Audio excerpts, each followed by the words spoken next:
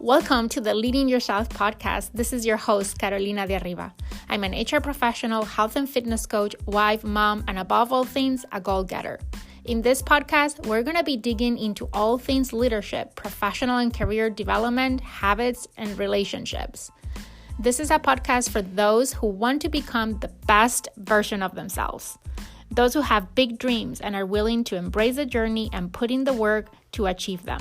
My goal is to share with you the tools, tips, and tricks to help you in your journey. So let's dig into today's episode.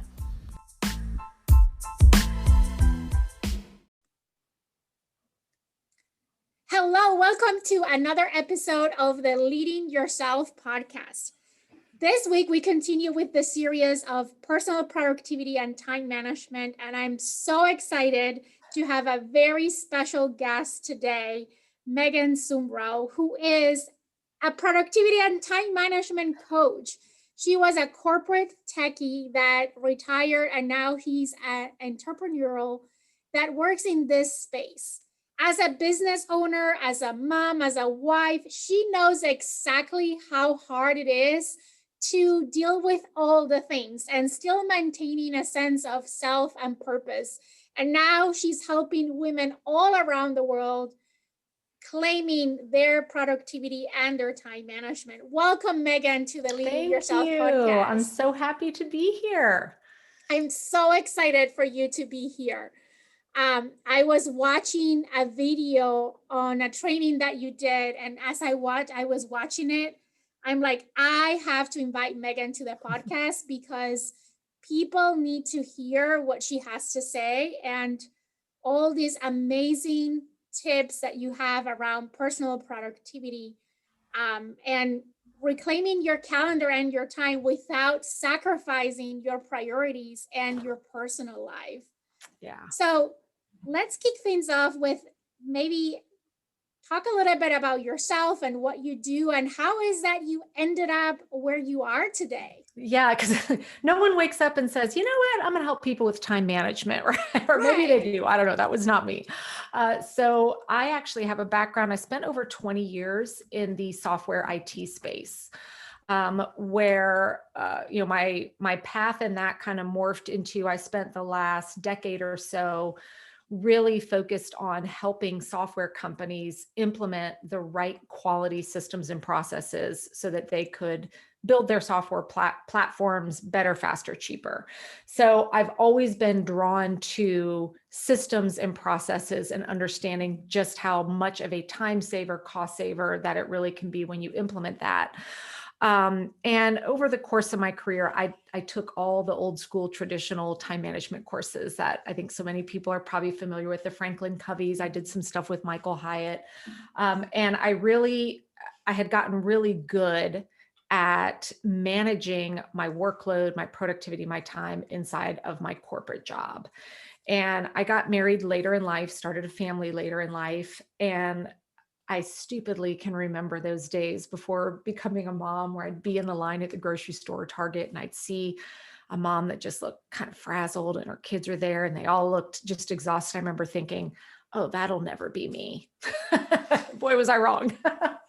So after my daughter was born, I completely, like, my life felt like it derailed.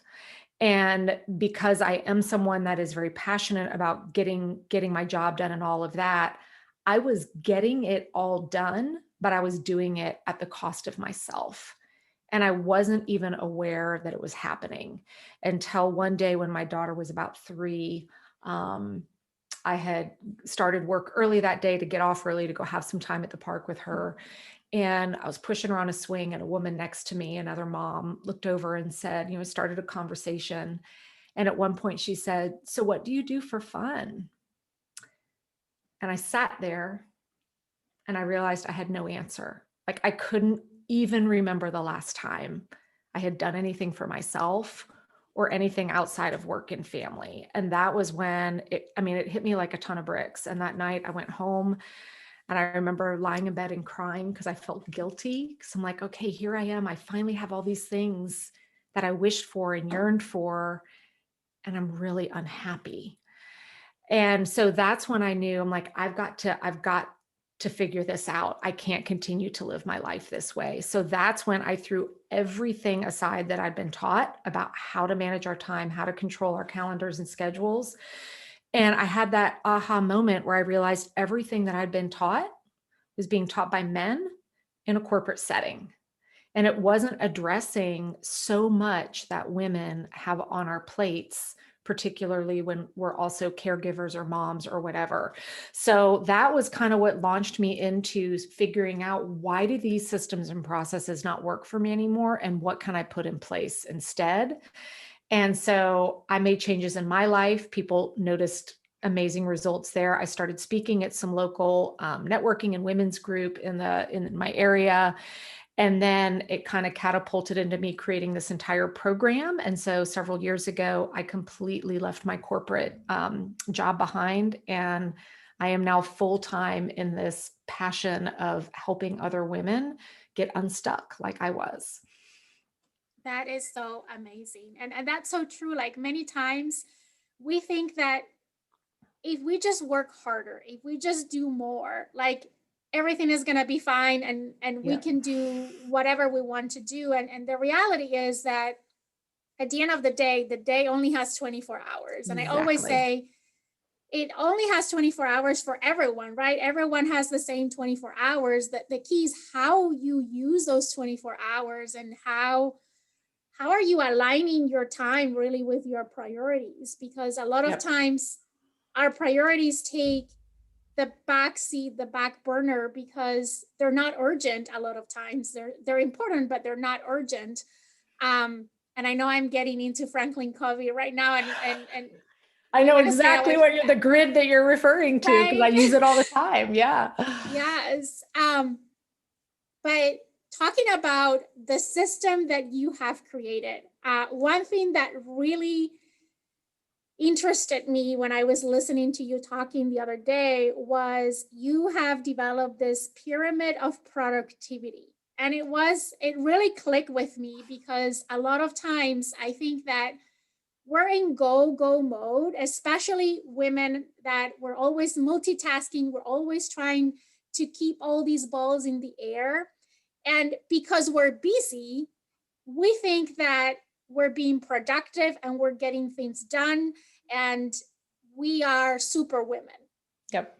But yet, when I was listening to you and thinking through, I'm like, oh, maybe I'm not at the top of that pyramid. Can you talk a little bit about this pyramid and how this Sure. concept works? Yeah. And one of the phrases I'm sure you remember me saying a lot, I say it all the time, is busy is not productive, right? Because you could be busy all day long and at the end of the day not have done any of those important things. So the productivity pyramid that I've created, there's basically three sides that you need to put in place in order to really learn how to control your calendar again, so that you can actually have work-life harmony. And so the three sides of the pyramid, the first one is learning the right way to handle your task list. So I have an acronym around that I call coping with your task list, where I teach people how to get that list of all the things you want to do, the things you have to do, all of it in a way that actually works for you.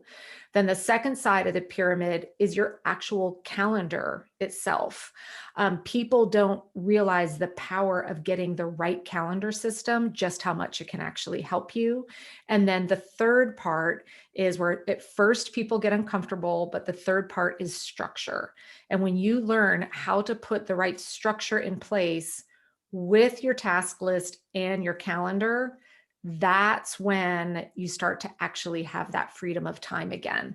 So the journey that people typically go on as they work their way to the top of that pyramid, first is, and most people, when they find me, they're in a state of what's called reaction, and that's where I lived for years, where you are literally handling what's in front of you right at that given moment, right? So you may sit down to do something, but then the phone rings, so you stop and you answer that. Then a text goes off, so you respond to that.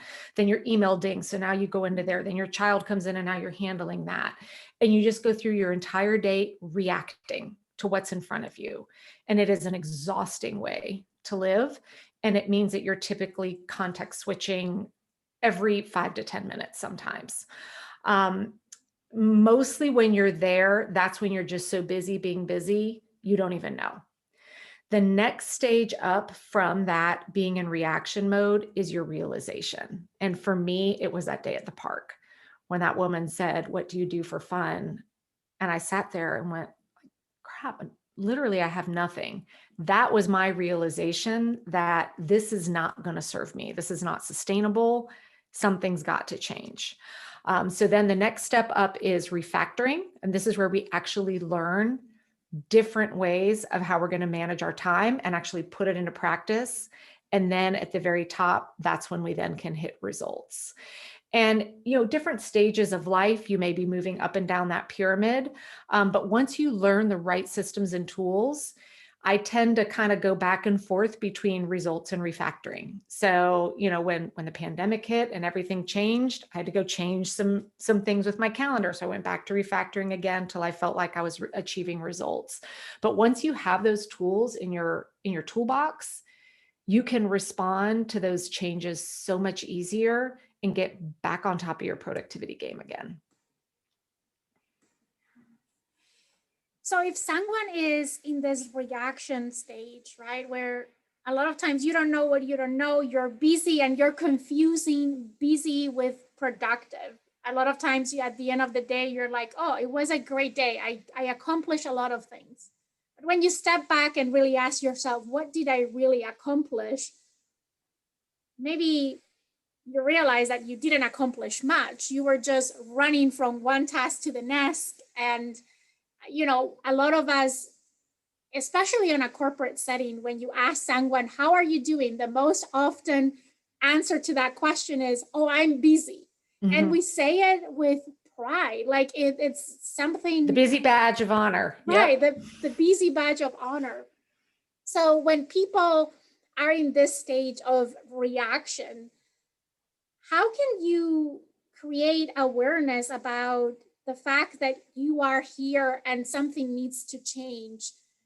In your case was, that other mom asking you, what do you do for fun? But if you're not prompted by someone else, how can you create self-awareness to realize that something needs to change? One of the things I always will ask people right out of the gate is, and I'll say, be honest, like, this is a safe space. Do you most days, do you feel satisfied and joy-filled? And when most people, of course I'm happy. I have a great life. I'm like, I didn't ask if you had a great life. I didn't ask if you were happy. I asked, do you feel fulfilled? And do you truly have joy on the inside? I had a very fulfilling life, but when I was finally honest with myself, I wasn't super joy-filled, right? I had happy days and things that were fun and all of that. An exercise that I have everybody go through right at the very beginning, when they go through my program, is to, this will help uncover this for people, is to go through a time audit. And so for a week, I have everybody, they have a worksheet they fill out, and it's basically every 15 to 30 minutes throughout the day, they're writing down what they did. And maybe it's, I was working on this project. Maybe it's, I'm cleaning. Maybe it's, I was cooking dinner or taking kids to school. And if all of a sudden you look at your clock and like 2 hours have gone by, and it's one of those things where you're like, I don't know what I was just doing for the last 2 hours, but I was busy. I just have them put a big question mark in there to kind of signify I was kind of all over the place. And I'm not really sure what specifically I was doing. Once we go through that, then I go through a color coding technique where we identify what are all the roles you play. So maybe you're an employee, maybe you're maybe you own a business like me, maybe you own multiple businesses. Maybe you're a caregiver, a spouse, a mom, whatever. And we highlight each one, like throughout that time audit, we go back and highlight based on what role were you in at that given time. And for most of the women, just that exercise alone is so eye-opening, because they'll look back at the week and they'll see that color changing nonstop. And that brings such awareness of, oh my God, like I am on all cylinders all day long, and recognizing that they feel almost like that ball inside a pinball machine where they're just going back and forth all day long. And to just visually be able to see that is like that first step of awareness of, okay, now let's look at how we can restructure some things so that now we have fewer colors on our calendar each day and they're in big blocks of time instead of switching every 15 or 30 minutes. Yeah, I think that's so powerful because I think, me personally, a few years ago, I took pride of the fact that I was able to multitask.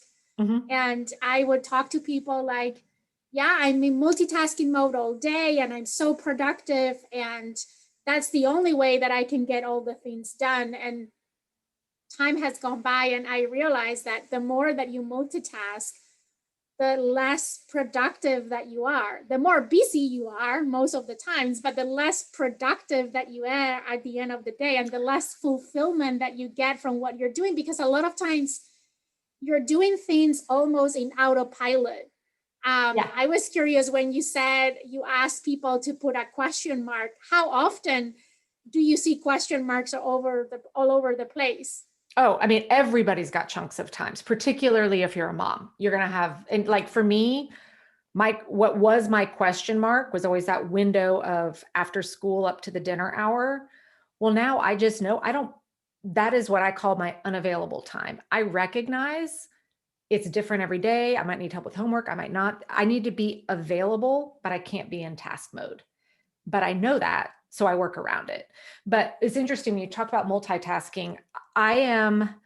Multitasking is fantastic when it's done the right way. And what I think most people confuse is the difference of multitasking versus what I call context switching. Context switching is the killer of productivity. Multitasking done right can really help you.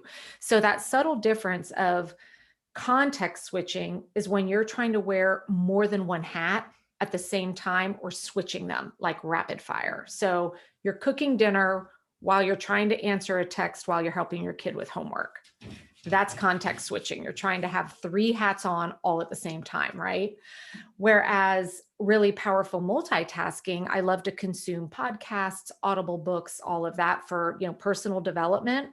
I do that when I'm folding laundry, because my brain isn't trying to engage in 2 places at once. I can fold the clothes while I'm actually listening to the podcast, and that is a highly effective way of multitasking. So I always tell people, just make sure that your brain is only needing to be engaged in one of those activities at a time. I always say the same thing. I'm like, there are things that are habits that are so ingrained on us that they require no brain power. Like, yep. I can be, folding laundry, like, preparing coffee in the morning. Like, I do that and I don't even realize that I'm doing it, yep. because it's so ingrained that those are things that don't require any brain power. And that's where I find I can multitask. Like, I can be, as you said, folding laundry or preparing the coffee in the morning, and I'm listening to a podcast, or I'm, on a phone call, because I don't need to think. Exactly. It kind of happens in autopilot, right? Yeah.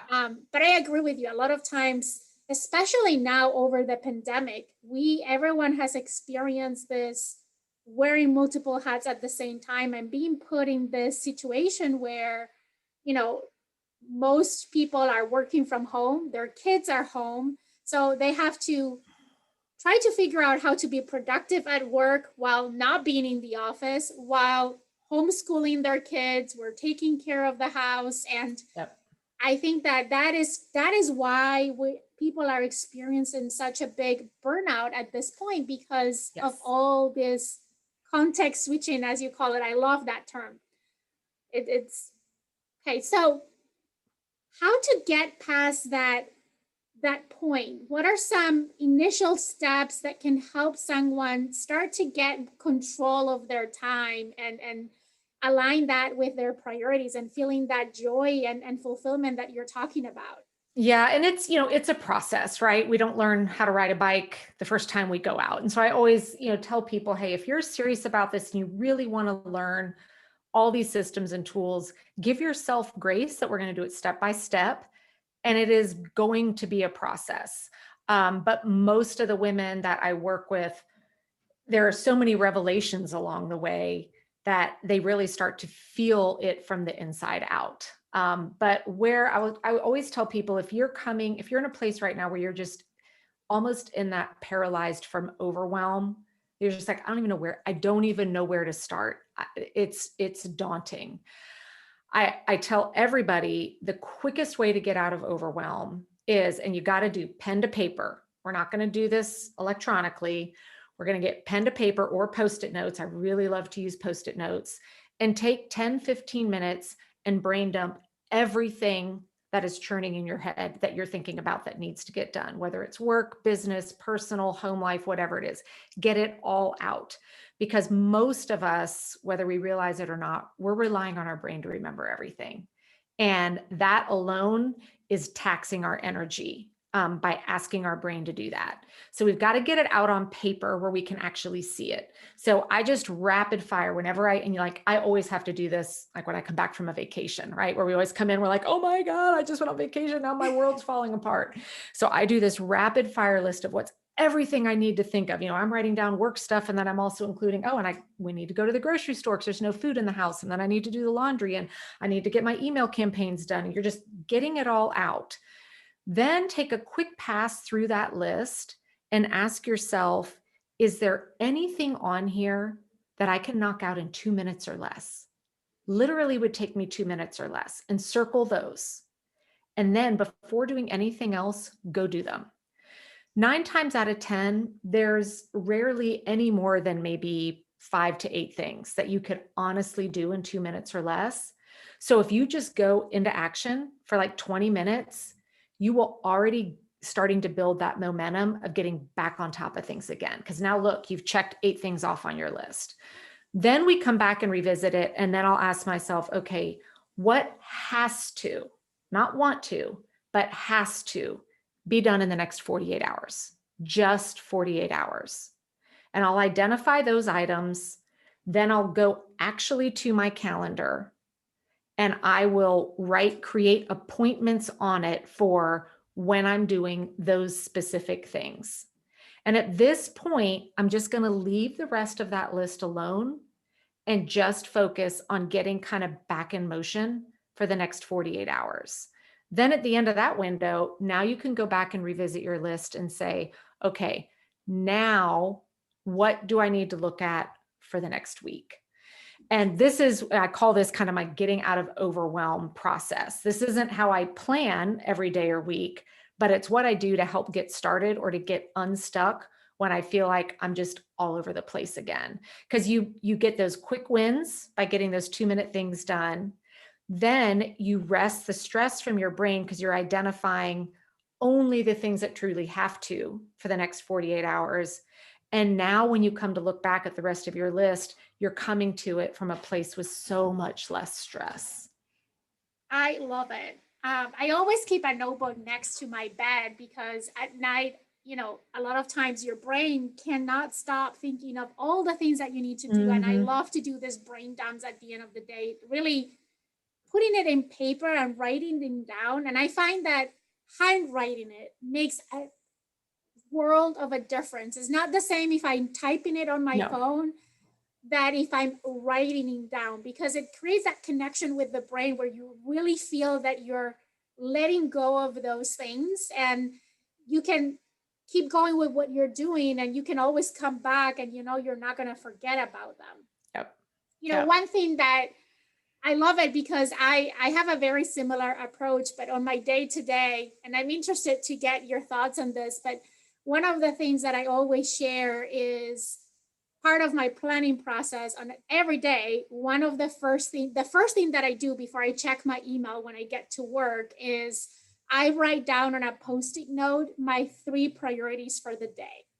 The 3 things that for me are non-negotiable. So no matter what, before the day ends, I'm going to do these 3 things. And of course, I try for them to be aligned with my top priorities at that time, my key projects. These are not sometimes are easy tasks, but Mhm. sometimes is a component of something that is bigger, right? I always ask myself, what can I do today that will move the needle on those things that are most important?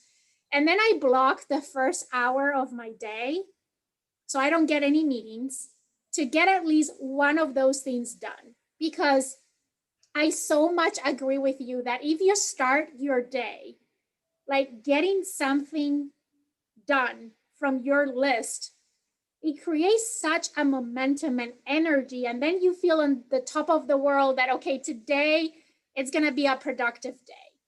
Yeah. Because I feel in the past, I can be in meetings from the minute the day starts to the end of the day.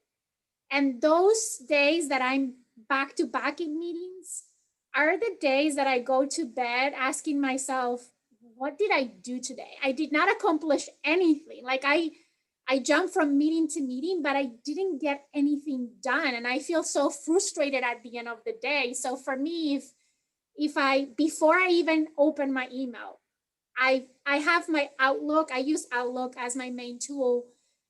I have it set up so it defaults to my calendar and not my email.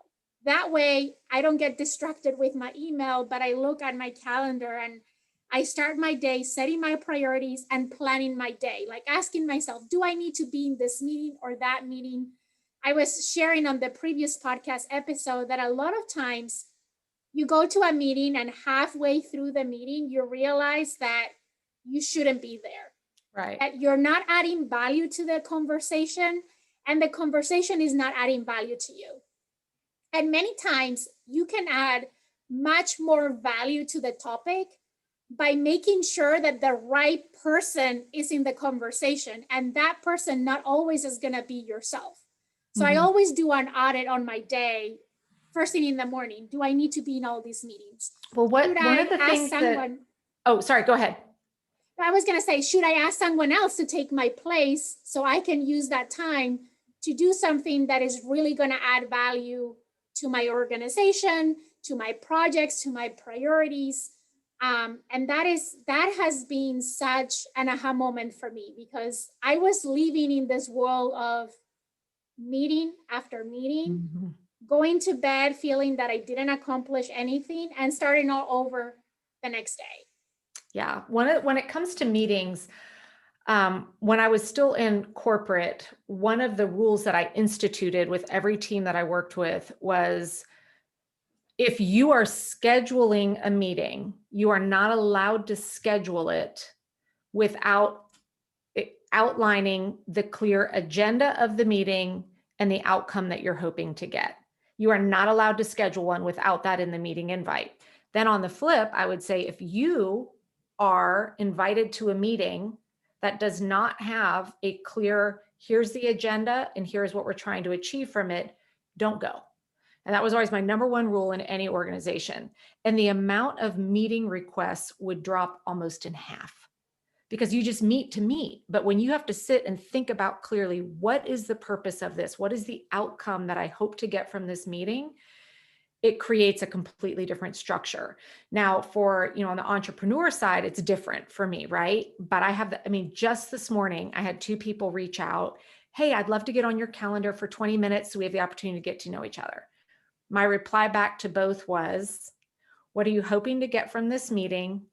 What are the talking points that we want to cover? So that I can then, first of all, I'm making them now rethink, I don't get value out of a random chit chat for 20 minutes from somebody I don't know. But if there's a reason you want to connect with me, what is it? What is the ultimate outcome of this call? And if you can respond back to me, one of them came back with a clear agenda. I said, great.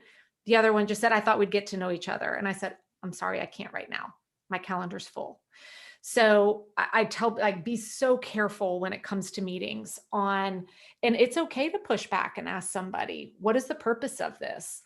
And when you were mentioning, starting your day with planning your day, one of the big shifts that I really encourage people to make, and the foundation of everything inside my time management program, is learning actually weekly planning instead of daily planning. And because I used to do the daily planning method, but I can't tell you how many times the next day, half my day was taken rewriting the stuff from the day before onto this day that didn't get done and then carried over to the next. And so because I wasn't taking a holistic view of my week. So now I have my basic, what I call weekly planning 101, which is a 5-step process. And then when you get really good at that, I expand it into a 10-step process. So I spend about 15 minutes every Sunday and I do my complete plan for the next week, which is what allows me to then proactively reserve pockets of time to make sure I don't get overbooked and overscheduled. Yeah, especially if you work in the corporate world. And I mean, I can't speak for the entrepreneurial world because it's foreign to me, but I think that if you only rely on daily planning, only on daily planning, it's already too late. Like your Exactly. calendar is already full for that day. Like my calendar is full a month ahead. Like I need to plan, I need to be ahead of my calendar so I can be in control of what gets into my calendar instead of my calendar being in control of my time. Yeah. And I'll always ask people, I'm like, when you wake up in the morning, are you waking up saying, okay, what am I doing today?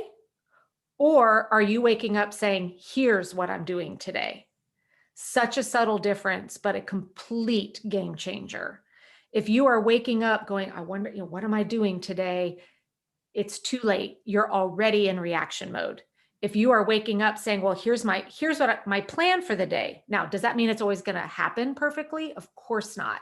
But you are already stepping into your day with a sense of purpose and attacking it from I'm in control, not what's coming at me first, that now let me go handle that. And that's why the planning is so important. Yeah, absolutely. So we're talking already about some do's and don'ts, but based on your experience in this area, what are the most common mistakes that people make when it comes to managing their time? So I'll share 2 of them. There's a lot. The first is they don't have one central place that they use, that I like to call it my command center, that helps them identify what needs to be done and when it needs to happen. Instead, they're like, well, I use my Gmail calendar for this, I use Outlook for this, but then I've got my day planner for that, but then I've got my notebook for meetings, and then I've got my notebook for my task list. So there is no one central place where they can go to look at and say, here's the big picture. Now let me figure out what my plan is going to be. So that's the biggest mistake. And, I blame technology a lot for that, because there's so many, I'm going to try this app, I'm going to try that app. So for me, like, I have 2 things. My command center is actually a paper planner now that I'm not at a desk all day. And that is what is telling me what to do and when. And then my backlog of all the things that I know I want to work into my plan eventually, I use Trello for that. I love Trello. So, but that's it. I don't then have an app on my phone. I'm not checking anywhere else. Those are the only places I'm looking.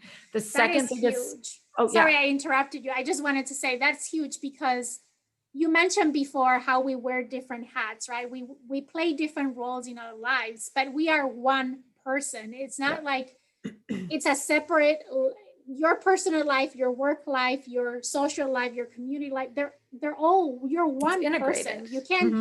You can't clone yourself. So why have different planning systems for each of the roles that you play, where you're one person, the day has 24 hours, like you need to see those 24 hours in one place. Absolutely. I know my team sometimes, I put my personal stuff also on, I use Outlook because that's what we use at work and it just works that way.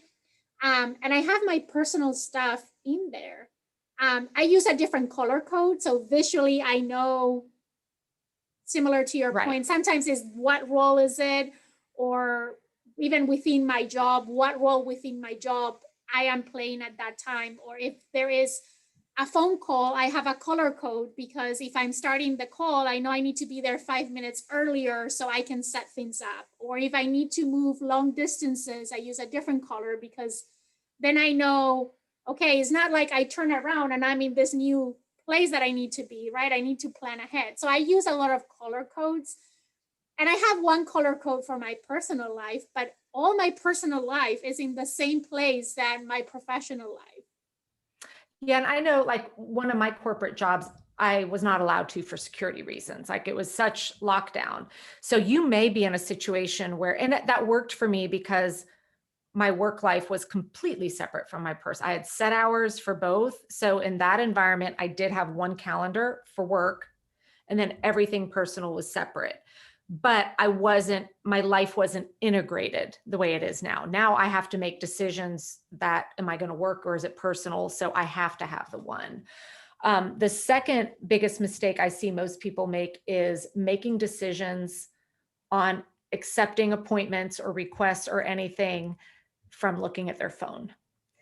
And when you're looking at your phone, you can see one day and one day only. You can't get the view. So maybe you're out, it's a Tuesday, someone texts you, are you available to do something from 1 to 2 on Thursday? From your phone, you look at your calendar and you see that slot is open, so you say yes. Now, if you'd been sitting at your desk or looking at your planner where you saw your whole week, you might have seen that 1 hour on Thursday was literally the only 1 hour you didn't have claimed for the rest of the week. And now you've just said yes, and now that's gone too. And this is what I see leading people to get overscheduled, is they are basing their decisions off of a 3x5 screen size of their life. And we always say yes. And you can see I've got a sign beside me that says every yes is a no. Every time you say yes to something, you're saying no to spending that time doing something else. So I know when people reach out to me and ask, are you available? If I'm not where I can see my, what I call my command center, my response is always, let me check my schedule. I will not say yes until I can look at my week comprehensively, or maybe even my month, to make sure I'm not overcommitting. Yeah, that is so true. I think that we're so used to work out of our phones and operate out of our phones that um, that is something that you can easily get into that trap. And then, I can't agree more. Um, to that point, one thing that I personally do is I block time in my calendar for me to work on things. So meeting free time, but I also built in breaks into my schedule, because I think that a lot of times I can accomplish more if I take a small break in between, especially if I'm switching completely gears between topics, to reset and set intentions for the next block of time. What are your thoughts on doing some of these things, or what are some techniques? Yeah. So I actually, as part of, I mentioned I have that step-by-step weekly planning process. One of actually it's the step 3 in it is blocking off personal time, which is very backwards for most people. Usually they fill up their tasks and then they're like, oh, do I have any left over for me? So I am always, the first thing that goes on my calendar are existing appointments, things I'm already committed to. The second thing that goes on, as I mentioned, like that question mark time for me, which I call unavailable time where I am engaged in something that means I can't be working on a project or my task list. So like for me, that's always as soon as school is over till the dinner hour. I'm not productive, but I am being present and busy elsewhere. So once I have my existing appointments, my unavailable time, then I go in and reserve personal time. Once that's in place, now I'm plugging in my tasks around that. And I think I have a whole podcast on it as well. The difference of a task versus an appointment. If it's a project that's a priority and it needs focused time, it goes on my calendar as an appointment. From 9 to 10:30 in the morning, I'm working on this thing. It does not get written down as a task for the day. A task might be get the birthday cards in the mail, or something like that. So the projects that matter, that need my focus time, actually get blocked off in my calendar so that I know I've protected the time to get them done. Oh my God, I can be talking with you for hours, Megan. I know, me too. This is amazing. But I want to be very respectful of your time, and I want to give also the opportunity, because I'm sure that a lot of listeners, I'm like, oh my God, this is amazing. This is something that I want to learn more about. How can people connect with you, find you, engage with you, and get more information about your system? Yeah, so I have, I kind of mentioned that overwhelm, getting out of overwhelm. I've got it documented in a great little cheat sheet that kind of guides you through step by step what to do. So if anybody wants to go grab that, you can find it at theworklifeharmony.com. You can go grab that cheat sheet. And then I am Megan Sumrell everywhere on social media. So it's very easy to find me on Facebook or Instagram. I'm too old to be on TikTok. You won't find me there. But also, I'd love for you to check out my podcast. It's all about time management and organizational tips for women, and it's called Work Life Harmony. And it's on all the podcast players out there as well. Amazing. What I'm going to do is I'm going to put that link on the description of this podcast episode. So if you're interested to get that resource, you can click there and not only download that, but check out all the other information about Megan and how to connect with her. Megan, thank you so much for joining me today. This has been amazing. I'm listening to you and I'm like, yes. Like I'm just nodding my head here because I can relate so much with everything that you said. And I'm so grateful that you accepted the invite to join me today. My pleasure. Thank you very much, Megan. Thank you.